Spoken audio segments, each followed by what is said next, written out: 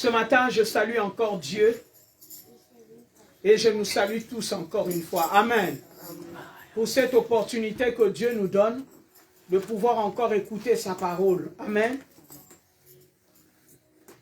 Que Dieu bénisse toutes les personnes qui nous suivent également. Ce matin, Dieu va encore nous faire du bien. Amen. Dieu va encore bénir ta vie. Dieu va encore bénir ma vie. Amen, amen. Amen. Je remercie également l'apôtre pour cette opportunité qu'il me donne de pouvoir encore apporter la parole de Dieu ce matin. Amen. J'ai toujours dit cela et je continuerai à le dire. Ce n'est pas une chose facile. Amen. Parce que celui qui enseigne sera puni sévèrement par rapport à celui qui écoute. Donc si je n'apporte pas la pensée de Dieu, c'est moi qui serai sévèrement puni. Amen. Parce que c'est moi qui vais vous mettre en erreur. C'est moi qui vais vous mettre dans la faute. Amen. C'est pourquoi ce matin, je prie que ma chair s'efface. Je prie, Père éternel, encore une fois, que je sois effacé, que ma bouche se taise, que ton esprit puisse parler. Seigneur, je te confie ces instants. Je te confie ce moment. Que ta pensée soit, Yahweh, communiquée, afin qu'une âme soit sauvée. Seigneur, que ta parole soit partagée, afin qu'une famille soit délivrée. Tu as été au commencement, Seigneur, avec nous. C'est toi qui as commencé ce culte avec nous, parce que la Bible t'appelle Alpha. En ce moment, Seigneur, nous t'appelons Emmanuel. Tu es celui qui va encore nous parler. Puisque ta présence est en ces lieux, laisse qu'elle soit manifeste. Qu'elle se manifeste au travers de ces Écritures, afin qu'une âme soit sauvée. Seigneur, bénis ta parole. Et bénis toutes les personnes, Yahweh, dans le ciel qui vont l'écouter. Seigneur, qu'elle puisse faire du bien à quelqu'un. Qu'elle puisse, Yahweh, dans le ciel, conscientiser quelqu'un. Et qu'elle puisse remettre quelqu'un sur le droit chemin. Béni sois-tu parce que tu es Dieu. Saint-Esprit, je m'abandonne à toi. Je te prie de prendre le devant et le contrôle. Que toi, tout soit fait comme tu le veux et comme tu le souhaites. C'est dans le puissant nom de Jésus-Christ, le Maître de l'univers, que nous avons ainsi prié, nous disons Amen. Amen.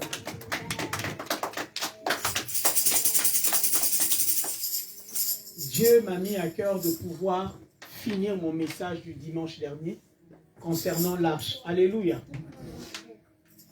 Le dimanche dernier, nous avons parlé de l'arche. Et nous avons défini l'arche comme Dieu me l'avait inspiré. Je vais le redéfinir encore aujourd'hui. L'arche, dans ce que Dieu m'a donné, dans ce que Dieu m'a inspiré, l'arche symbolise ce que Dieu a mis dans l'homme. Alléluia. Ça peut se symboliser par la mission, ça peut se symboliser par ton don, ça peut se symboliser par ton étoile. Alléluia. Donc c'est ce que Dieu a mis en toi. Partout où tu vas avec ta mission, tu vas avec ton don. Alléluia. Parce que autrefois, l'arche, on la mettait quelque part. Nous l'avons vu dans notre texte que nous allons encore lire ce matin, de 1 Samuel, au chapitre 4, où le peuple d'Israël était en guerre avec les Philistins. Lorsqu'ils sont partis pour la première fois, ils avaient laissé l'arche. Ils étaient venus seuls. Et lorsque les Philistins les ont combattus, c'est là où ils ont commencé à se poser la question en disant, pourquoi l'Éternel nous a-t-il abandonnés? C'est là où la pensée leur est venue d'aller récupérer l'arche. Parce qu'ils savaient qu'à chaque fois que l'arche était avec eux, ils étaient toujours gagnants. À chaque fois qu'ils étaient avec l'arche, tout ce qu'ils faisaient réussissait. Alléluia. Mais il y a des moments où ils ont eu l'arche avec eux, mais ils avaient échoué. C'est ce que nous allons développer aujourd'hui. L'arche symbolise la présence de Dieu en toi. Parce que chacun de nous, venant ici sur la terre, est venu avec une mission. est venu avec un programme. Chacun de nous est un programme de Dieu sur la terre. Amen. Moïse était le programme de Dieu à cette époque-là. Il était le programme de Dieu pour venir libérer le peuple d'Israël concernant la promesse que Dieu avait donnée à Abraham. Il lui avait dit, tu seras le père de multitudes. Mais à un certain moment, puisque ton peuple va se rebeller, puisque ton peuple va m'abandonner, ils iront en captivité en Égypte. Le fait d'aller en Égypte, c'était la façon que Dieu avait fait pour que le peuple d'Israël revienne à lui. Car la Bible déclare, c'est dans les moments de souffrance, que c'est dans le moment de douleur que Dieu, que l'homme reconnaît Dieu. Si Dieu les avait envoyés en captivité, c'était pour qu'ils puissent se souvenir. Parce que la douleur te fait réfléchir. Je n'ai jamais vu un homme qui passe de moments difficiles où à un moment il s'arrête pour se poser des questions. À chaque fois la difficulté arrive, à chaque fois que les moments de peine arrivent, tout homme est appelé à faire l'introspection. De pouvoir savoir pourquoi ce malheur m'arrive-t-il. C'est comme le peuple d'Israël. Quand les Philistins ont gagné, ils se sont arrêtés pour dire pourquoi Dieu nous a abandonnés. Pourquoi ils n'ont pas dit pourquoi nous avons échoué. Mais pour eux, leur échec est lié à Dieu. Amen. Parce qu'ils savaient qu'à chaque fois que Dieu était avec eux, la victoire était certaine. C'est comme ça qu'aujourd'hui, nous aussi, lorsque les choses ne vont pas, on ne se dit pas, pour Lydia, pourquoi ça, tu n'as pas fait ça? On a toujours, l'habitude de dire, Dieu, pourquoi tu n'es plus avec nous? Alléluia. Il y a plusieurs chantres aussi congolais, ou plusieurs chantres qui ont chanté, pourquoi Dieu m'as-tu tourné le dos? Dieu ne nous tourne pas le dos. C'est nous qui tournons le dos à Dieu. Et la Bible le dit. Ce qui nous sépare de Dieu, c'est quoi? Ce sont nos iniquités. Ce sont nos fautes qui nous séparent de Dieu. Dieu ne s'est jamais séparé de son peuple. N'est-ce pas qu'il a dit dans sa parole que je ne vous abandonnerai pas, je ne vous délaisserai point. Malgré les fautes, malgré la désobéissance du peuple d'Israël, mais Dieu avait quand même pensé à la promesse qu'il avait faite à son serviteur. Il est allé sortir son peuple de la captivité. Ce matin, j'aimerais simplement que tu puisses comprendre, par l'aide du Saint-Esprit, que Dieu ne te tournera pas le dos. Mais par contre, c'est toi qui tournes le dos à Dieu. Lorsque tu te mets à adorer les faux dieux, tu vas peut-être me dire que non, moi je n'ai jamais adoré les faux dieux. Bien aimé, quand tu te livres au péché, c'est le dos que tu tournes à Dieu. Lorsque tu refuses d'accomplir la volonté de Dieu, c'est là où tu tournes le dos à Dieu. Tu dis à Dieu, je n'ai pas besoin de toi. Je peux voler de mes propres ailes. Or, personne ne peut voler de ses propres ailes et réussir. Nous l'avons dit le dimanche dernier. Si l'Éternel Dieu n'est bâti, celui qui bâtit en vain. Aujourd'hui, Dieu veut nous faire comprendre que pour pouvoir bâtir une vie réussie, pour pouvoir bâtir un témoignage, pour pouvoir se bâtir ou se construire un nom, il faut que le fondement soit solide. Il faut que le fondement soit bien établi. Bien-aimé, tu ne peux pas avoir une sémence, venir la semer sans pour autant travailler la terre. C'est une folie de pouvoir avoir la connaissance et de venir la jeter comme ça. C'est une folie de pouvoir avoir la promesse de Dieu et de la donner au diable comme ça. Combien de fois nous offrons les promesses que Dieu nous donne à l'ennemi? Combien de fois nous-mêmes, comme je l'avais dit le dimanche dernier, nous ouvrons la porte à l'ennemi? Dieu ne peut pas te donner quelque chose pour que tu puisses la perdre demain. Lorsque Dieu te donne quelque chose, il veut que cette chose demeure. Alléluia. Dieu veut que sa parole en nous puisse demeurer.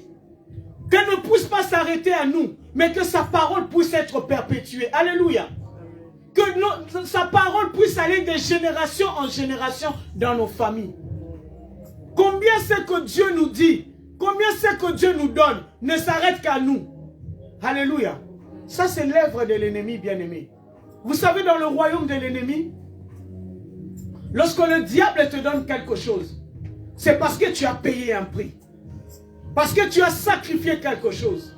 Il y a des gens qui sacrifient leur corps. Il est tout le temps malade, mais il a de l'argent. Il y a des gens qui sacrifient leurs parents. Il y a des gens qui sacrifient leurs enfants. Tu vas trouver dans cette famille, cette personne a peut-être 3-4 enfants, mais il y a un enfant qui n'est pas bien.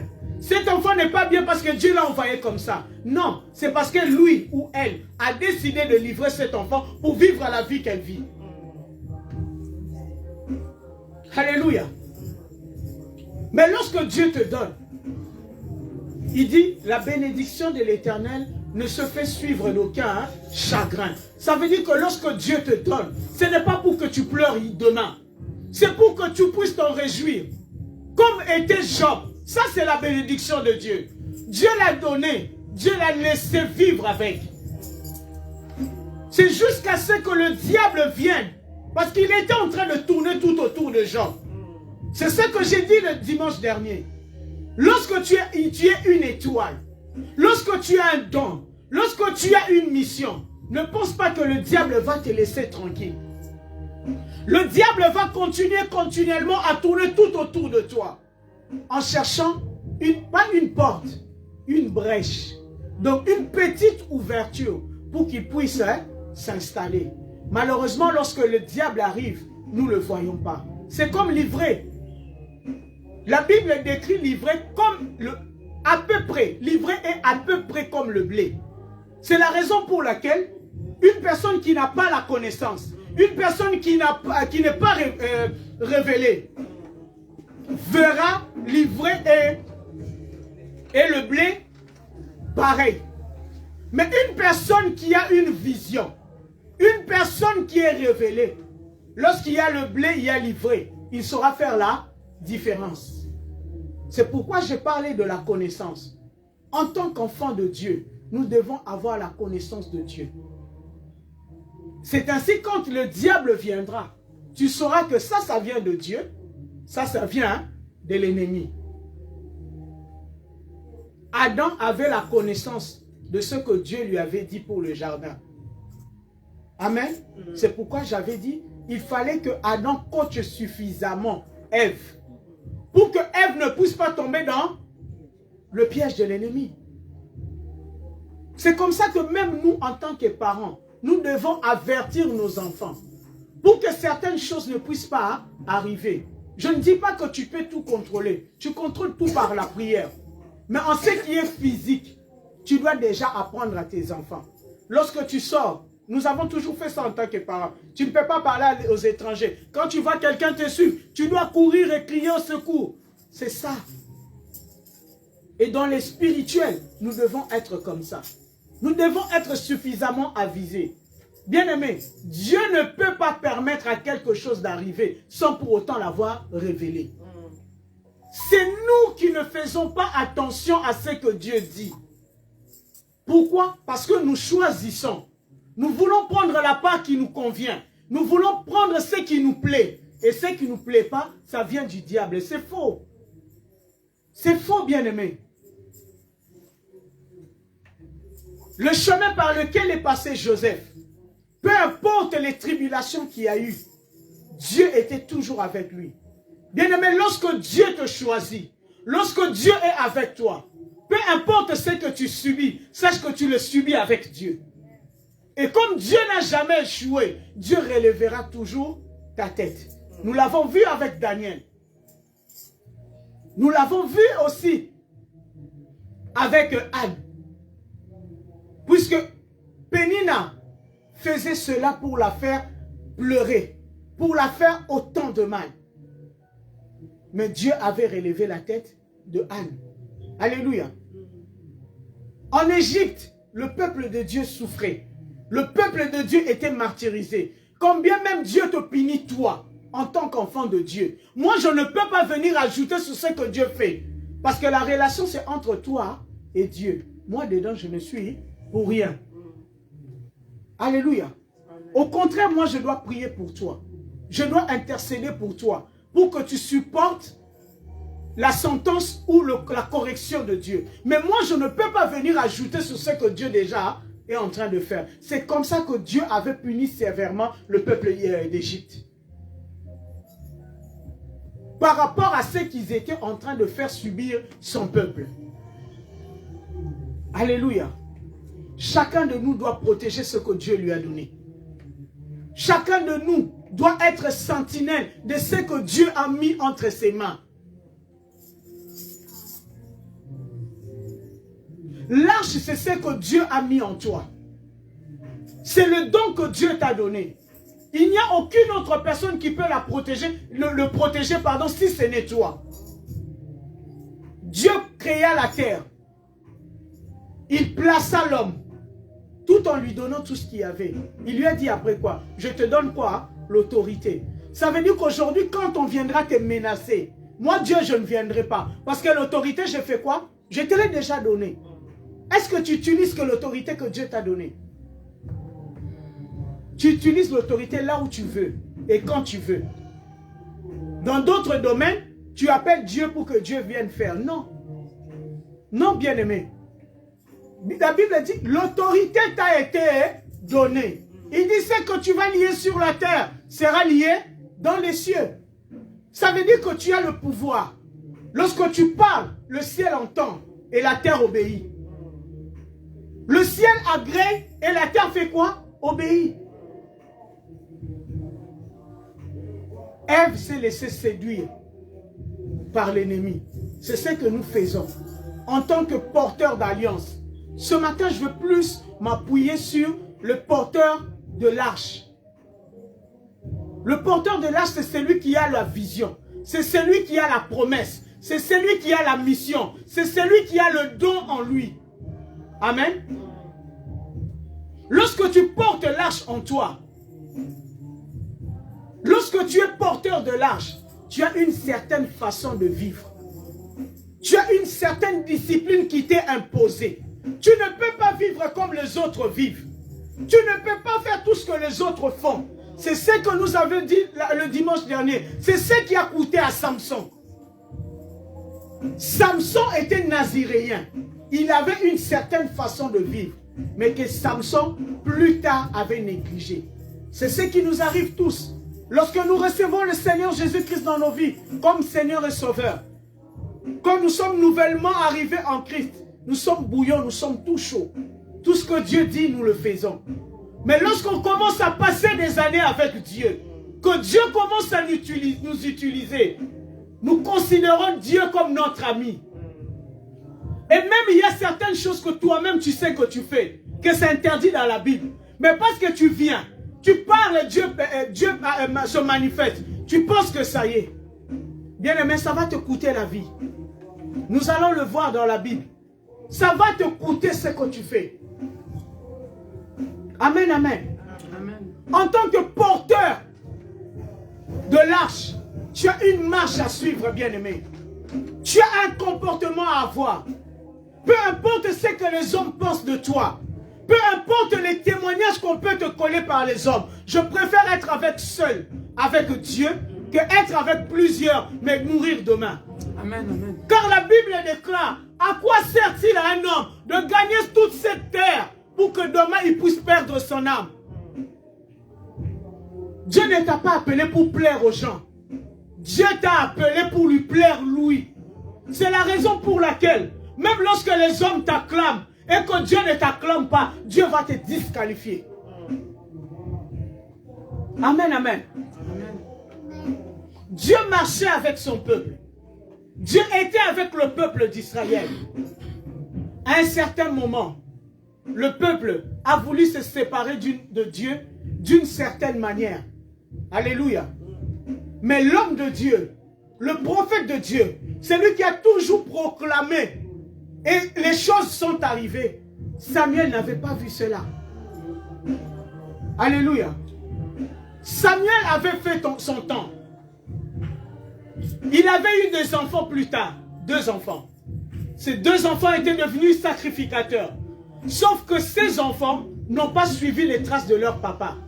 Ils n'ont pas travaillé pour Dieu en obéissant à la parole de Dieu. Samuel le savait parce que le peuple s'était plaint. Dieu dit à Samuel, puisque cela est arrivé, tes enfants seront retirés. Amen. Et c'est à partir de ça que le peuple a voulu se séparer de Samuel. Ils ont dit à Samuel, crie à ton Dieu. Parce que Samuel était l'intermédiaire entre Dieu et son peuple. Ils lui ont dit, crie à ton Dieu. Nous voulons avoir un roi. Nous ne voulons plus que ça soit comme avant. Nous voulons que les choses puissent changer. Samuel est allé consulter Dieu. Qu'est-ce que Dieu dit à Samuel? Il dit, laisse le peuple faire. Ce n'est pas toi qui le rejette, c'est qui? C'est moi. Amen. Dieu avait compris la pensée de son peuple. Ce n'était pas contre Samuel qui se sont rebellés, mais c'est contre Dieu qui a placé Samuel que ce peuple s'est rebellé. Dieu dit, laisse-les faire, mais je sais là où je vais les attendre. Ne t'inquiète pas si les gens te rejettent. En tant que porteur de vision, en tant que porteur de dons, tu ne pourras pas plaire à tout le monde. Vous savez, le monde aime que nous soyons dans la conformité. Hein? Nous tous pareils, qu'on puisse être pareils. Mais moi, je dis toujours, nous ne sommes pas pareils. Nous avons reçu la même mission. C'est celle de gagner les âmes pour Christ. Mais la manière dont Dieu va nous utiliser n'est pas pareille. La manière, les terrains où Dieu va nous envoyer, ce ne sont pas les mêmes terrains. Nous gagnons tous les âmes pour Christ. Mais on n'a pas les mêmes interdits. Ce que Dieu avait demandé à Samson, il ne l'a pas demandé à Samuel. Il ne l'a pas demandé à David. Il ne l'a pas demandé à Moïse. Il n'a pas demandé à Élie. Tous ont travaillé pour Dieu. Mais tous n'ont pas eu les mêmes interdits. Tous n'ont pas fait les mêmes sacrifices. Tu ne peux pas me demander de pouvoir vivre la vie que toi tu vis ou de pouvoir faire les sacrifices que toi tu fais. Ta mission, c'est ta mission. La mienne, c'est la mienne. Même si Dieu veut que nous soyons dans l'unité, les gens confondent l'unité et la conformité. Les gens confondent l'unité et la ressemblance. Aujourd'hui, on peut dire que mon fils me ressemble. Cela ne veut pas dire que mon fils est comme moi. Il a quelques traits comme moi. C'est ça que les gens trouvent qu'il y a une ressemblance. Mais si on regarde, on va plus loin. On va voir qu'il n'a pas les mêmes agissements que moi. Il n'a pas le même tempérament que moi. Il n'a pas la même façon de parler que moi. Il y a des choses qui nous distinguent. Nous sommes tous appelés par Dieu. Nous avons tous la même mission. C'est lui, celle, de gagner les âmes. Mais nous n'allons pas le faire de la même manière. Aujourd'hui, j'entends les gens dire, oh, pourquoi tu ne fais pas comme lui? Pourquoi votre église n'est pas comme telle église? Non. L'autre église, c'est l'autre église. Cette église, c'est cette église. Lorsque Dieu a établi cette église, il a eu des lois qu'il a données. Jean-Baptiste n'a pas vécu comme Samson. Jean-Baptiste n'a pas été comme Samson. Jean-Baptiste a vécu dans les déserts. C'est qu'aucun autre n'a fait auparavant. Ni après lui, personne n'a fait comme lui. La mission est particulière, bien-aimé. L'onction aussi est particulière. Ce que Dieu a mis dans A, il n'a pas mis dans Z. Il faut faire attention avec ça. Le spirituel, c'est un monde qui est vraiment très profond. Si tu restes superficiel, tu vas passer à côté de beaucoup de choses. Alléluia. Nous allons prendre nos Bibles dans le livre de 1 Samuel.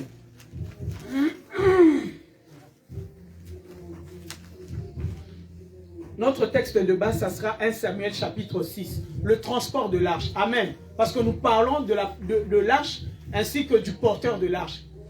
Comment porter Alléluia. J'ai lu au nom du Seigneur Jésus-Christ 2 Samuel chapitre 6.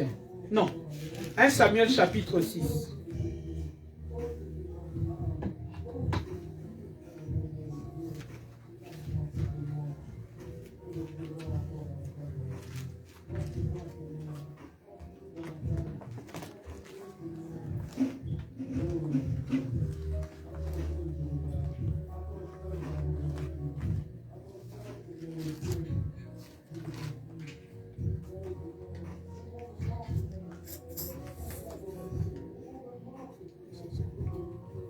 Est-ce que nous avons trouvé, bien-aimés? Amen. J'ai lu au nom de Jésus-Christ. Pendant 7 mois, le coffre de l'Éternel fut dans le pays des Philistins. Les Philistins convoquèrent leurs prêtres et leurs devins pour leur demander: que ferons-nous du coffre de l'Éternel? Faites-nous savoir de quelle manière nous devons procéder pour le renvoyer dans son pays. Amen. Amen. Verset 3. Si vous renvoyez le coffre de Dieu d'Israël, dirent-ils, ne le renvoyez pas à vide. Faites-les accompagner d'un présent pour expier votre faute. Alors vous serez guéris et vous saurez pourquoi il n'a cessé de servir contre vous. Mais quelle sorte de réparation devons-nous lui offrir? Demandèrent les gens. Ils leur répondirent: vous ferez 5 représentations en or des tumeurs qui vous ont affligés et 5 rats en or selon le nombre de princes des Philistins. Car le même fléau atteint tout le monde, y compris vos princes. Vous fabriquerez donc des effigies dans vos tumeurs et des rats qui dévastent le pays, et vous les offrirez en hommage au Dieu d'Israël. Peut-être cessera-t-il de vous frapper sévèrement, vous, vos dieux et votre pays. Ne vous obstinez pas comme les Égyptiens et le Pharaon. Rappelez-vous qu'après avoir été malmenés par ce Dieu, ils ont dû laisser partir les Israélites. Maintenant donc, fabriquez un chariot neuf et prenez 2 vaches qui allaitent et qui n'ont encore porté le joug. Attenez-le au chariot et séparez-le de leurs petits que vous ramènerez à l'étable. Prenez le coffre de l'Éternel et placez-le sur le chariot. Déposez dans un coffre que vous mettez à côté de lui les objets d'or que vous aurez à offrir à Dieu pour réparer votre faute. Ensuite, vous laisserez partir l'attelage. Verset 9. Vous le suivrez des yeux. Si les vaches se dirigent vers la frontière du pays d'Israël, du côté de Beth-Shemesh, cela veut dire que c'est leur Dieu qui nous a infligé tout ce grand malheur. Sinon, nous conclurons que ce n'est pas lui qui nous a frappés, mais que cela est arrivé par hasard. Les Philistins suivirent ces instructions. Ils prirent des vaches qui allaitent et les attelèrent au chariot, tout en enfermant les veaux dans l'étable. Ils placèrent le coffre de l'Éternel sur le chariot, ainsi que le coffre contenant les rats en or et les représentations de tumeurs. Les vaches prirent tout droit la direction de Beth-Shemesh. Elles suivirent en meuglant toujours le même chemin, sans en dévier ni à droite ni à gauche, et les princes de Philistins marchèrent derrière jusqu'à la frontière. Amen. Amen.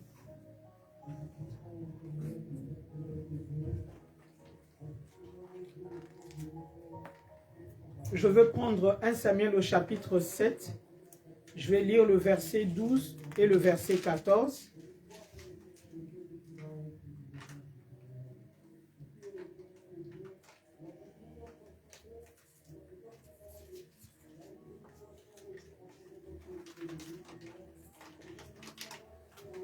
Je vais peut-être pas commencer par le verset 7. Lorsque les Philistins apprirent que les Israélites s'étaient réunis à Mitzpah, leurs 5 princes décidèrent de les attaquer. Les Israélites en furent informés et ils prirent peur des Philistins.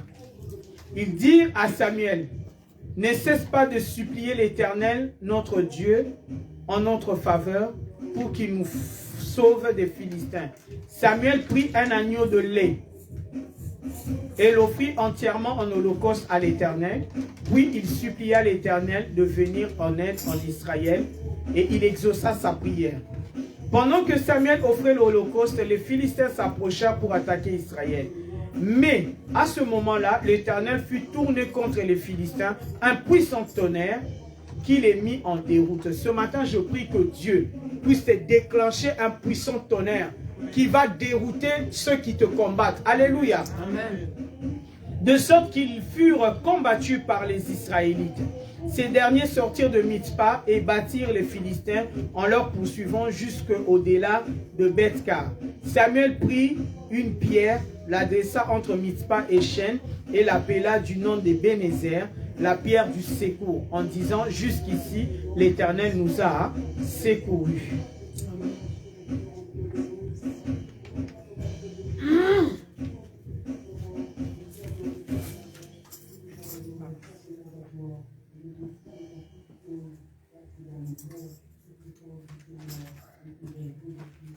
Il y a un texte qui m'intéresse également.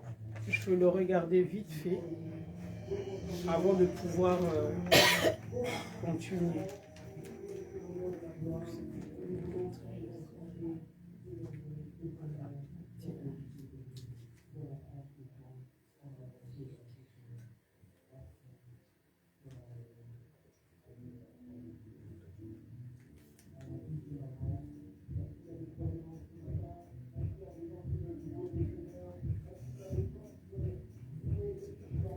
Amen, c'est 1 Chronique au chapitre 13.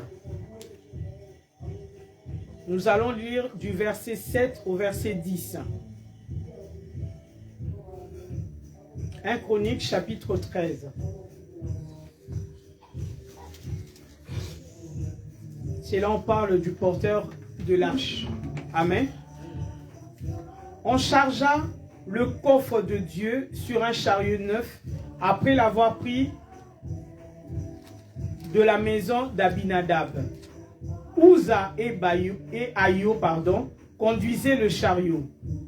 David et tout Israël exprimaient leur joie devant Dieu en chantant de toutes les forces et en jouant sur des lyres, des luttes, des tambourins, des cymbales et des trompettes. Lorsqu'ils furent arrivés près de l'aire de Kidon, les bœufs firent un écart et Uza tendit la main pour saisir le coffre de Dieu. Alors l'Éternel s'est mis en colère contre Uza. Et l'Éternel le frappa parce qu'il avait touché le coffre de sa main. Uza mourut là devant Dieu. Amen. Amen. Uza mourut là devant Dieu. Notre dernier texte avant que je ne puisse aller, c'est Marc 2 au verset 22.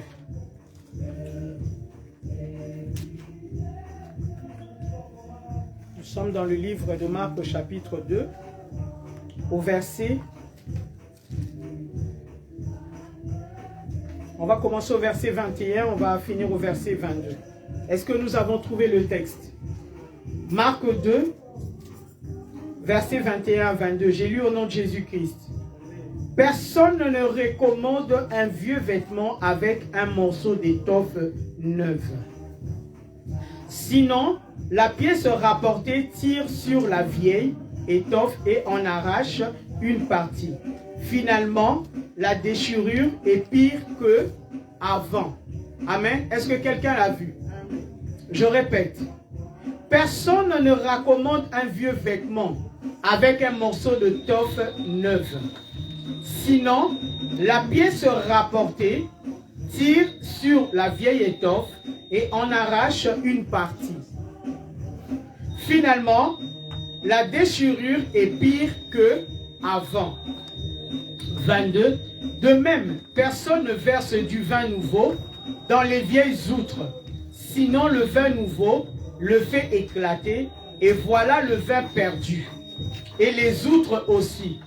À vin nouveau, les outres neuves. Alléluia. Amen, amen.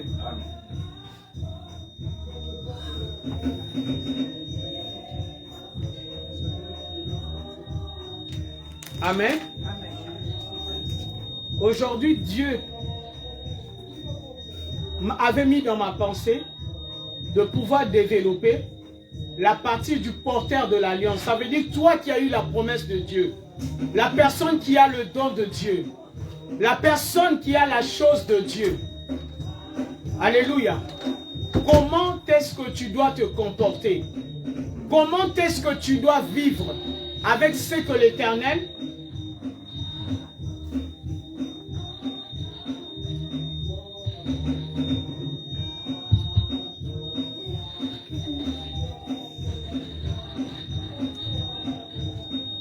Amen, amen.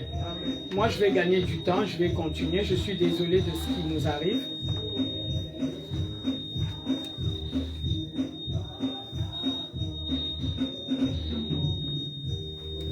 Amen.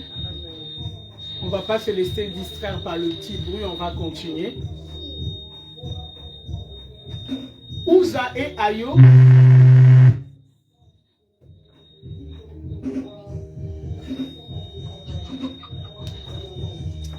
Uza et Ayo étaient des sacrificateurs. Alléluia. Lorsque David décida de ramener l'arche de l'Éternel à l'endroit où il devait être, il a fallu que les sacrificateurs portent l'arche. Comme ça a toujours été dit. Amen. Dieu avait institué sa loi. Il avait dit, pour que l'arche puisse se déplacer, il y avait une manière de porter l'arche. Amen. Et ce n'est pas ce que David et les personnes qui ont eu l'idée de ramener l'arche à l'endroit ont fait. Amen. Et cela avait attiré la colère de Dieu. Lorsque Dieu appelle quelqu'un, lorsque Dieu envoie en mission quelqu'un, il y a toujours des clauses, des contrats. Amen. Même aujourd'hui, en tant qu'humain, nous le voyons dans les entreprises où nous travaillons. Lorsque tu es embauché quelque part, on t'explique le poste et on t'explique les conditions qui vont avec. Lorsque tu te comportes de telle manière, tu n'as pas de problème. Mais lorsque tu commences à enfreindre les lois de l'entreprise, papa, tu peux même couper. Moi, je vais prêcher sans micro, ça ne me dérange pas. Tu peux couper, tu peux éteindre. Si ça va nous déranger comme ça, je préfère qu'on coupe les micros. Tu peux éteindre seulement la table. Éteins seulement le truc, papa. Éteins l'appareil, comme ça on n'aura pas de bruit.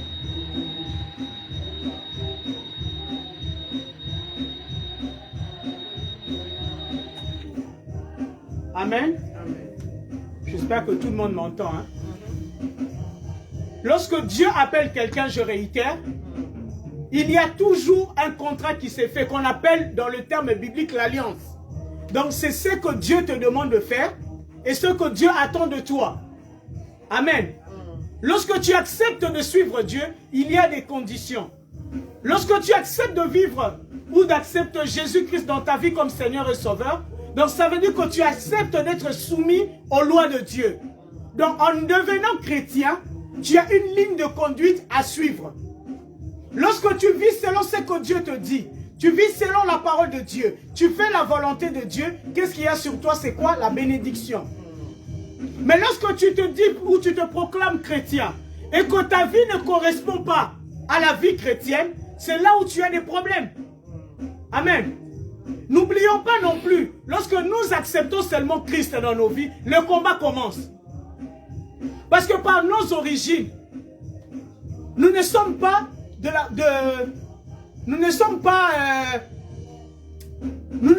par nos origines, nous avons déjà le mal en nous. C'est le mal que nous avons hérité de notre ancêtre Adam. Amen. Ça, c'est ce que Dieu avait dit dans Genèse. Je ne vais pas revenir dessus. Je vais continuer dans mon message. Amen. Donc, en acceptant Jésus-Christ, tu as déjà une ligne de conduite à suivre. Lorsque tu vas signer un contrat dans une entreprise, il y a ce qu'on appelle les clauses du contrat. Ça veut dire ce que toi tu dois suivre. Si tu ne suis pas, il y a des sanctions derrière. Amen. David était choisi de Dieu. David était élevé par Dieu comme étant roi. Le roi, c'était la représentation de Dieu sur la nation. Amen. C'est comme un parent dans une famille. Tu es la représentation de Dieu dans ta famille. Donc c'est toi qui dois faire régner la parole ou les lois de Dieu dans ta maison. Lorsque tu échoues, c'est là où il y a une sanction contre toi. Nous l'avons vu dans la vie du sacrificateur Élie. Élie était sacrificateur dans la maison de Dieu. Il servait Dieu avec tremblement et ferveur. Dieu n'avait rien à reprocher à son serviteur. Mais sauf que, lorsque les enfants d'Élie, comme ils devaient eux hériter de leur papa la sacrificature, ils sont entrés dans la sacrificature avant que leur papa ne puisse s'en aller. Les enfants, au lieu de suivre les traces de leur papa, les enfants ont commencé à faire autre chose que ce que Dieu attendait d'eux. Alléluia. Le sacrificateur Élie voyait le mal que faisaient ses enfants. Il entendait ce que les gens disaient, mais il était là en train de regarder. Ce qui a coûté à Élie la couronne qu'il devait avoir à la fin de la mission, c'était de tolérer la bêtise ou les erreurs de ses enfants. La même histoire est arrivée dans la vie de Samuel. Samuel a servi Dieu avec ferveur, avec tremblement. Lorsqu'il eut des enfants, ses enfants étaient devenus aussi des sacrificateurs. Et ses enfants ne faisaient pas ce qui correspondait à ce que Dieu ou leur papa faisait. C'est comme ça que le peuple d'Israël avait profité de cette erreur pour demander un roi en Israël. Et c'est comme ça que David, avant même que David puisse arriver, Dieu, comme il était en train déjà de préparer Saoul, et que préparer David, pardon, et que le peuple ne le savait pas. Dieu ne peut pas casser le processus parce que toi tu demandes. Dieu ne peut pas arrêter le travail qu'il fait en toi pour te faire asseoir parce que toi tu dis, tu es en retard. David était resté là où il était, malgré que le peuple criait qu'ils avaient besoin d'un roi. Dieu savait que David devait finir sa formation pour qu'il fasse asseoir son autorité ou son pouvoir. C'est comme ça que Dieu prit Saoul, il mit à la place, jusqu'à ce que David finisse sa formation. C'est ça le danger dans nos églises aujourd'hui. C'est ça le danger dans la vie chrétienne aujourd'hui. Quelqu'un qui vit encore dans la fornication, quelqu'un dont la délivrance n'est pas encore terminée, il sert à l'église. Quelqu'un qui ne connaît pas encore la parole de Dieu, on lui donne une responsabilité à l'église. Comment voulez-vous qu'on puisse aller de l'avant? Comment voulez-vous qu'on puisse vivre les miracles si nous n'obéissons pas à la voix de Dieu? Dieu m'a parlé sur le porteur de l'arche. Tu ne peux pas prétendre porter Dieu. Continuer à vivre la même vie que tu avais avant. C'est comme ça que Dieu m'a ramené à Marc 2, 21 à 22, en disant, tu ne peux pas prendre un morceau de tissu ancien qui est déjà abîmé. Tu prends un nouveau, tu viens coudre pour cacher le défaut ou cacher le trou. Ce nouveau tissu-là va encore faire un trou qui va faire voir que le tissu que tu as, il est déjà abîmé.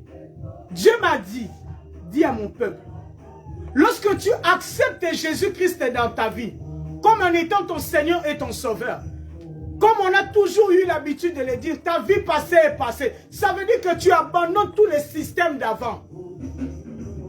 C'est comme ça qu'on dit, on ne peut pas prendre le vin nouveau. Ça veut dire que la parole que tu reçois, le Jésus que tu reçois dans ta vie, et le mettre dans les vieilles outres. Des choses qui sont déjà sales, qui sont déjà abîmées. Le vin nouveau va faire quoi? Va détruire. Alléluia. C'est comme ça que tu vois les gens vivre une double vie. Il a envie de garder Christ pour les avantages ou les promesses. Mais il veut encore vivre dans son ancienne vie. S'il était coureur de jupons, tu vas le remarquer à l'église. Le même frère, il a 5 fiancés à l'église. Où tu as déjà vu ça? Mais un frère à l'église.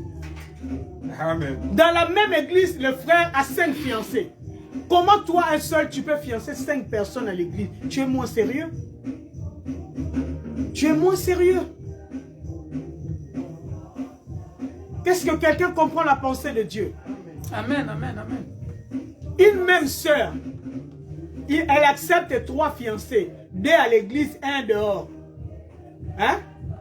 Après, ici il a 10 €, là-bas il a les camélos, de l'autre côté c'est lui qui l'amène au restaurant. Ça c'est quelle pensée?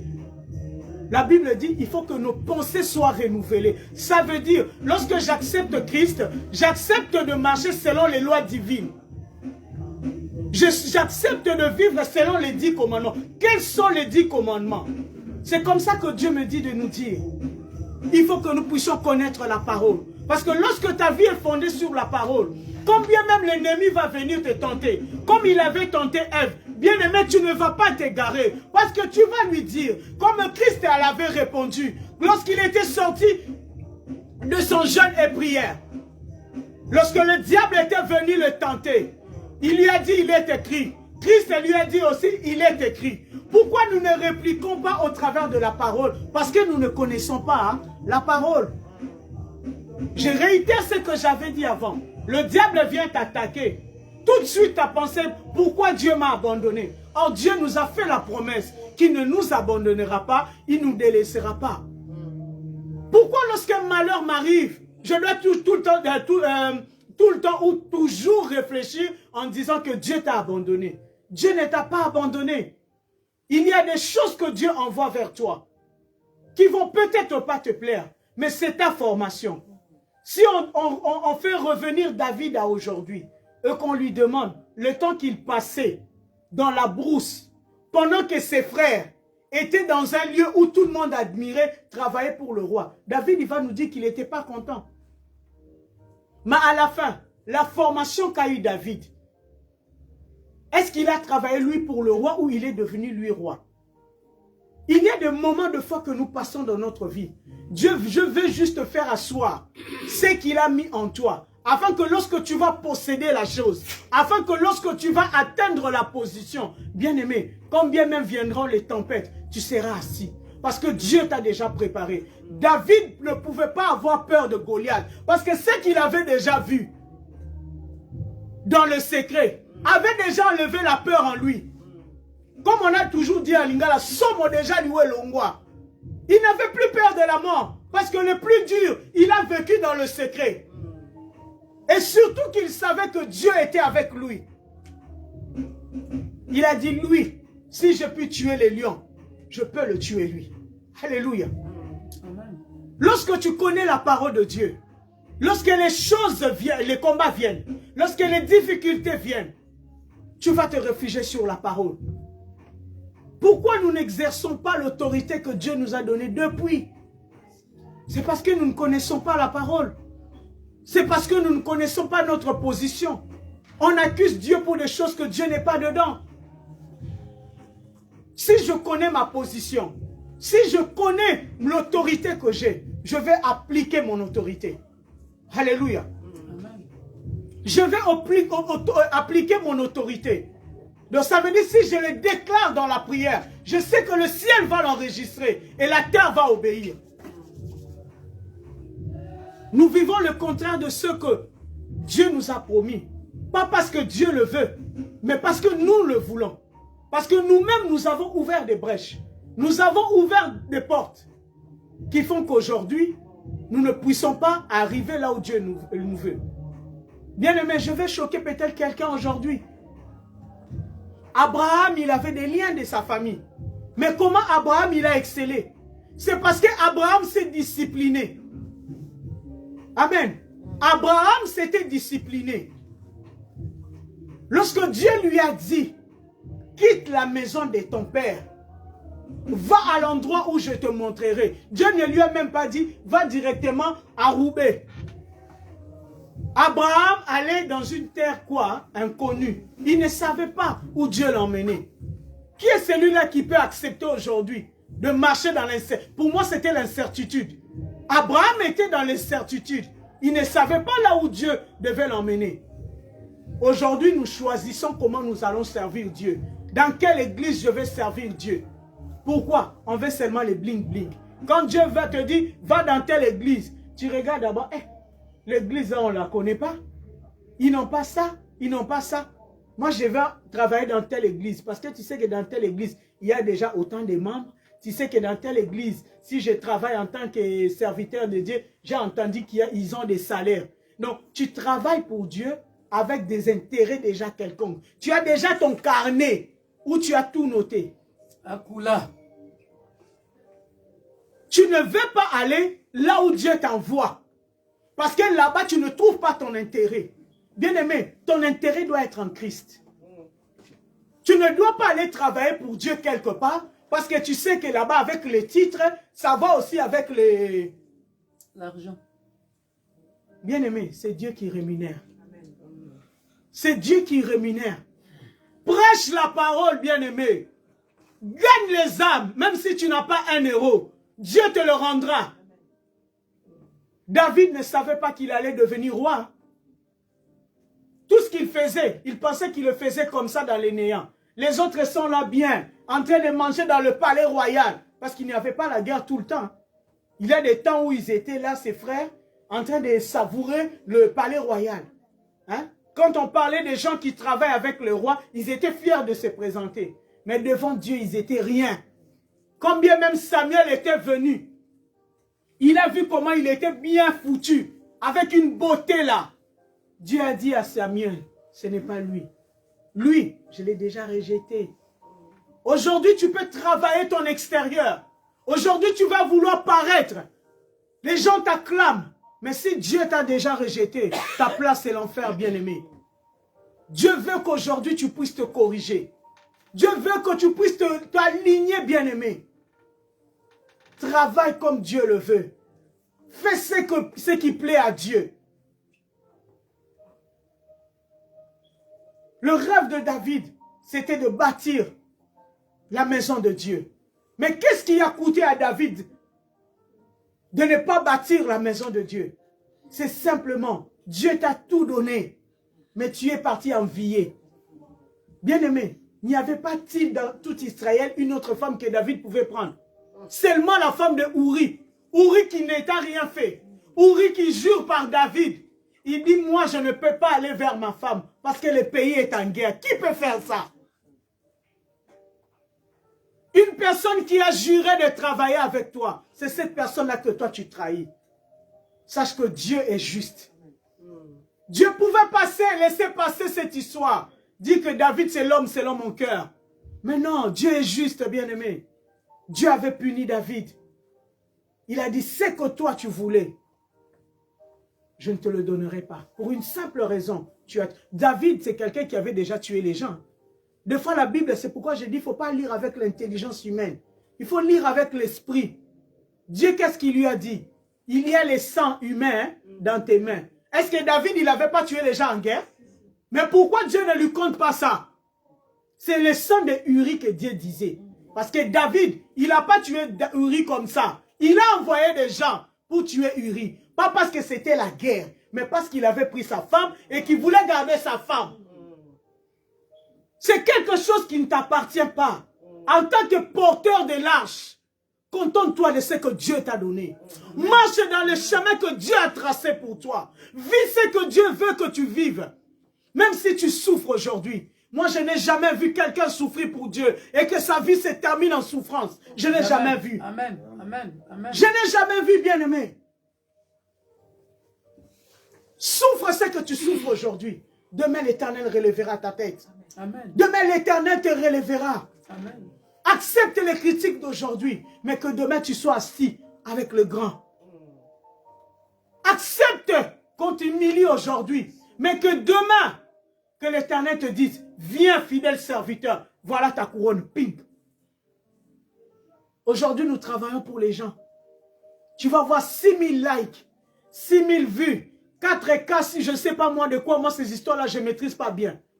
Mais dans tout ce que tu as fait des 4K, des 6000 likes, là, combien d'âmes as-tu gagné? Tu prétends prêcher, mais tu prêches quoi? Aujourd'hui, on ne se soucie pas des âmes. On se soucie du nombre de vues.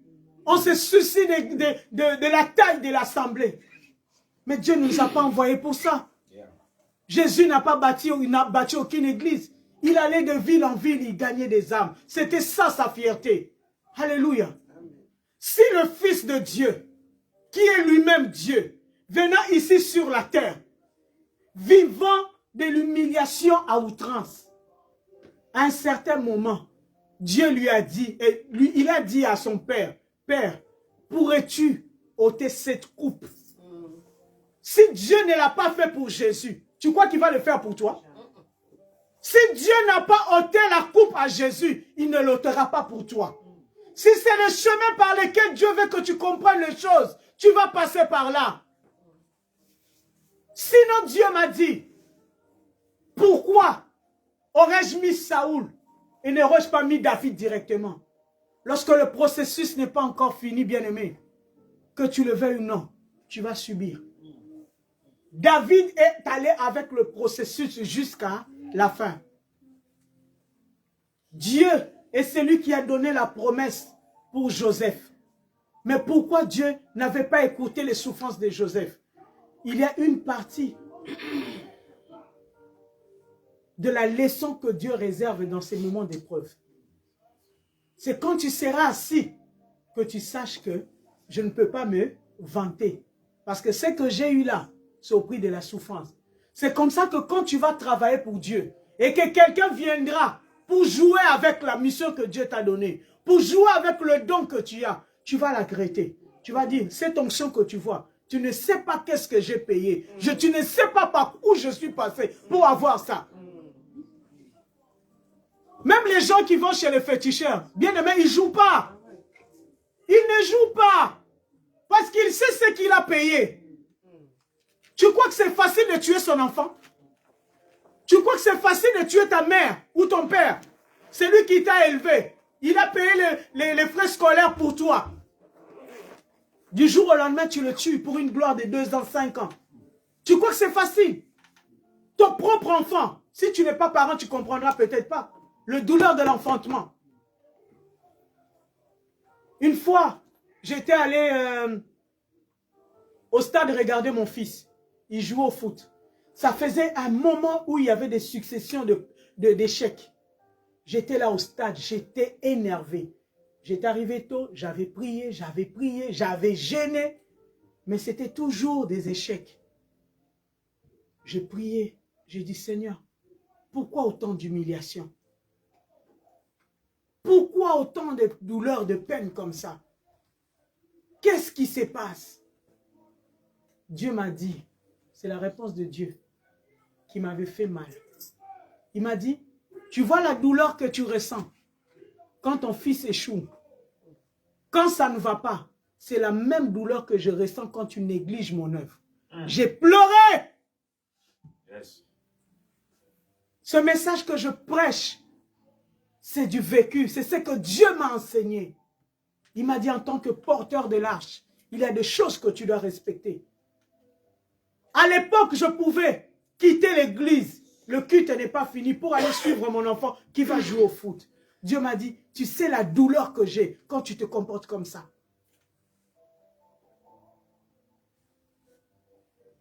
En tant que porteur de l'arche, tu ne peux pas te comporter n'importe comment. Il y a des façons où Dieu nous corrige. Je n'ai peut-être pas saisi la première fois où Dieu m'a parlé pour mon comportement là. Je n'ai peut-être pas compris par un songe qu'il m'avait donné concernant cette chose. Mais Dieu avait choisi la manière forte pour me parler. Parce que Dieu sait combien tu tiens à cette chose. Dieu sait combien tu tiens à tel élément. C'est là où Dieu viendra appuyer. Parce qu'il sait que lorsqu'il appuiera là, tu vas comprendre. Nous sommes tellement attachés au matériel. C'est comme ça que la femme de Job et ses amis pouvaient lui dire, toi, Dieu a déjà tout pris. Il n'y a plus d'espoir pour toi. Insulte-le, meurs. Parce que les gens croient que si tu meurs, tout est fini. Tout n'est pas fini. Parce qu'il y aura les jugements. Là où tu vas partir, tu ne seras pas en paix. Qu'est-ce que tu vas vivre jusqu'à ce que le jugement dernier puisse arriver? Ne jouons pas avec ce que Dieu nous donne. Dieu tient à ce qu'il a mis en toi. Dieu tient à la mission qu'il t'a donnée. Yes. Ces jours-là, bien-aimé, j'avais pleuré. Et j'en pleure jusqu'à aujourd'hui. J'ai promis à Dieu. J'ai dit, même malade, ici je viendrai. C'est pourquoi même à 5 minutes avant que les cultes se terminent, même si j'étais au travail, je vais courir, je viendrai. Amen. Au moins Dieu m'a vu. J'ai compris qu'on ne joue pas avec les choses de Dieu. Des fois, nous croyons parce que je vois, je prophétise, quand je parle là-bas, les gens crient ou les gens disent, c'est bien. Mais est-ce que derrière tout ce que tu dis, Dieu est content? C'est ça. Amen. Selon les hommes à cette époque-là, si je ne l'avais pas dit aujourd'hui, les gens disaient, ah, maman Lydia, elle vient toujours à l'église, elle modère, elle fait ça. Mais est-ce que Dieu était content? Dieu n'était pas content.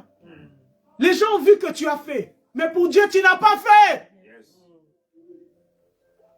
Pour moi, je me disais, papa, j'ai assisté au culte. Ça veut dire j'ai fait l'intercession, j'ai fait la modération. Et pour moi, c'était fini. J'ai écouté la prédication, je peux partir. Mais le culte n'était pas encore fini. C'est pourquoi je dis, qui es-tu et qu'est-ce que tu as? Tu n'es pas comme tout le monde pour que tu puisses copier sur la vie des autres. Tout ce que je dis, c'est en fonction du message que Dieu m'a donné. Alléluia. Je ne peux pas copier ta vie parce que je ne suis pas toi. Ce que Dieu m'exige, ce n'est pas ce qui t'exige. Toi, tu peux le faire. Dieu ne va rien te faire. Mais moi, si je le fais, j'ai un problème.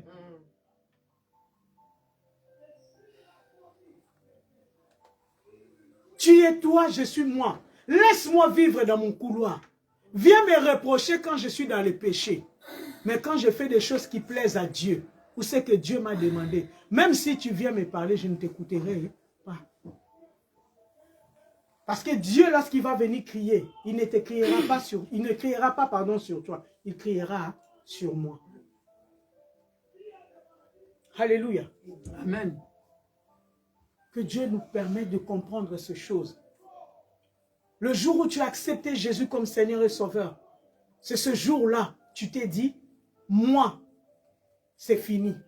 C'est maintenant Christ est en moi.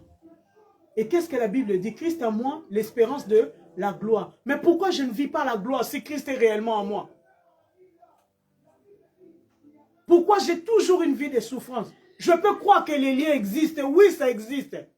Jacob était encore dans les liens, même quand il avait les promesses de Dieu. Mais lorsque tu fais un effort de vivre dans la volonté de Dieu, c'est là où tu verras aussi que Dieu va ouvrir les portes pour toi. Lorsque les portes se ferment, ne te précipite pas seulement de dire que Dieu, tu m'as abandonné. Dieu ne t'a pas abandonné. C'est toi qui as abandonné Dieu. Moi, je pensais toujours être avec Dieu. Or, j'avais abandonné Dieu. C'est ça que le peuple d'Israël avait fait.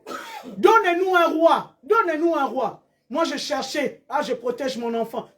Même si je pars pas. S'ils vont gagner, ils vont gagner. Ils ne gagnent pas parce que je suis là. Ils gagnent parce que Dieu est là. Amen. Oh, papa, c'est Dieu qui m'a dit. C'est pas toi qui le fais gagner. Amen. Que tu partes ou pas. S'ils doivent gagner, ils vont gagner. S'ils doivent perdre, ils perdront. Avance. Amen. Avancez. Comprenons ces choses, bien-aimés, et disciplinons-nous. Amen. Dieu reste Dieu. Amen. Dieu reste Dieu. Que tu puisses avoir aujourd'hui, que tu puisses ne pas avoir demain. Dieu reste Dieu. Lorsque Job en avait, Dieu était Dieu. Même lorsqu'il avait tout perdu, Dieu était resté Dieu. Sache que dans tout ce qui t'arrive, Dieu reste Dieu. Toi es seulement la position de l'enfant. Viens seulement devant papa avec toute humilité. Papa, regarde mon cas. Pourquoi? Qu'est-ce que je dois faire? Pardon, pas pourquoi. Qu'est-ce que je dois faire dans cette situation? Et Dieu va te montrer. Samuel était allé pleurer à Dieu. Il ne faut pas que le roi arrive. Dieu lui a dit, laisse faire. Alléluia. Il a dit, laisse-le faire. Mais je sais là où je les attends. Il y a toujours un endroit où ils vont se limiter. Le pharaon pensait qu'il était Dieu de toute la terre. Mais il avait oublié son territoire, c'était seulement l'Égypte. L'endroit où l'ennemi devait te contrôler, c'était en Égypte. Mais quand tu es hors Égypte, il n'a plus le contrôle. C'est comme ça que les Égyptiens pouvaient être engloutis. Parce que la mer Rouge, ce n'était pas leur territoire. Dieu est Dieu partout. Mais toi, tu as un territoire bien déterminé. En dehors de ce territoire, tu n'as plus d'autorité, tu n'as plus de pouvoir. Ça, c'est ce que le pharaon avait oublié. Ce matin, il faudrait que l'arche redevienne là où Dieu l'avait placée. Le souci de David, c'était que l'arche revienne là où Dieu le voulait. Quelle est cette chose que le diable t'a volée? Qu'est-ce que l'ennemi t'a pris? Où aujourd'hui tu ne fais que pleurer? Aujourd'hui tu vas prier à Dieu que la chose revienne à l'endroit. L'endroit c'est toi. La Bible dit, les pharisiens ou les scribes, ils étaient venus dire à Jésus, pourquoi tes serviteurs ne payent pas l'impôt, de trucs comme ça? Hein? Parce qu'ils voulaient qu'ils fassent comme tout le monde. Mais Jésus, pour leur faire taire, qu'est-ce qu'il avait fait? Il est allé chercher, il leur a donné pour chercher quoi? La paix.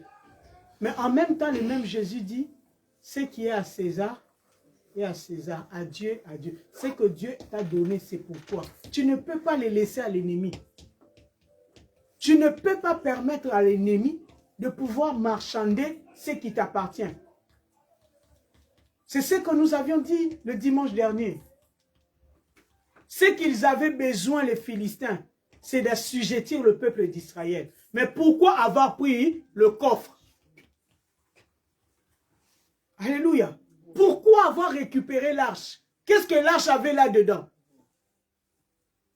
Je prie ce matin que tout ce que l'ennemi t'a pris ne leur fasse pas du bien. Parce que cette chose n'est pas au bon endroit. Nous l'avons lu. Comment ils ont eu des hémorroïdes.